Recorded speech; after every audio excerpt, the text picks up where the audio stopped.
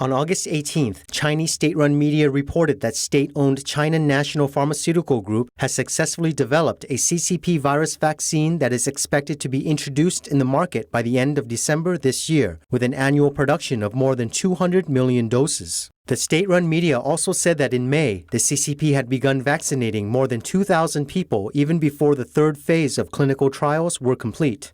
On August 14th, a Chinese newspaper, 21st Century Business Herald, quoted a salesperson of a company saying that many employees at his company have received the vaccine and have all signed a confidentiality agreement. The fee for the vaccine, 1,000 yuan, $144.50, was paid by the company.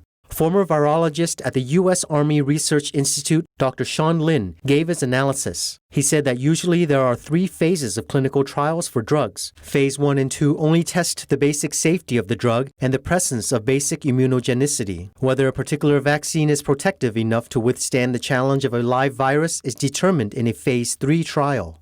It is totally irresponsible to introduce the vaccine without going through a Phase 3 trial. You don't even know if this vaccine will destroy the human body. You don't know if there are any serious or unexpected reactions that did not show up in Phase 1 and 2. To put it seriously, this is utter disregard for human life.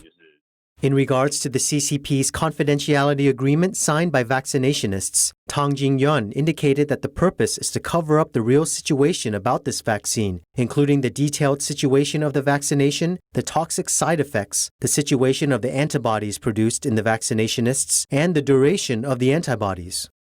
The CCP forced them to sign the confidentiality agreement to, in fact, prevent the exposure of the scandals if this vaccine does not work. This would be a serious blow to the credibility of the CCP's vaccines. Actually, this vaccine is the only resource to save the CCP from being politically isolated, so the CCP must succeed in its vaccine case.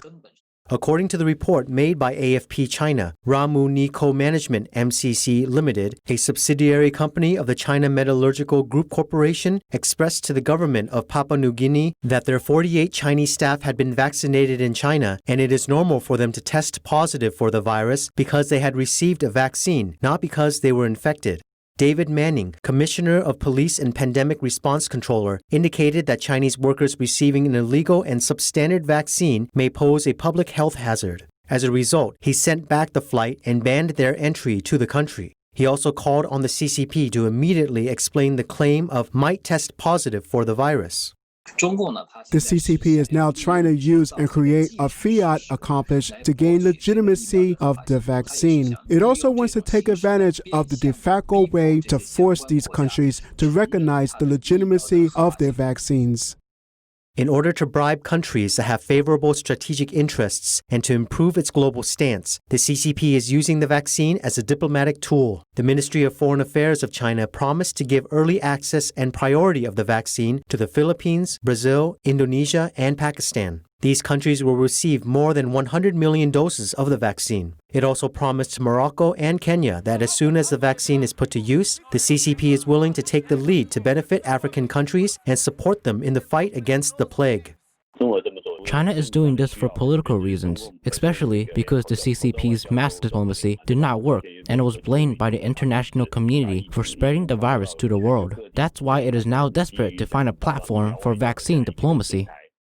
Tang Jingyuan pointed out that these countries are in fact critical to the CCP's diplomacy efforts and are so important that the CCP must win them over. The real purpose of giving away the vaccine is not to save the lives of the people in those countries, but to bribe these countries so that the CCP can eventually control them. He believes that the CCP's eagerness for success and its failure to value life may backfire in the end, making the vaccine it developed lose credibility, just like how its exported personal protective equipment and materials lost credibility, and eventually the vaccine diplomacy it once relied on will become a failure.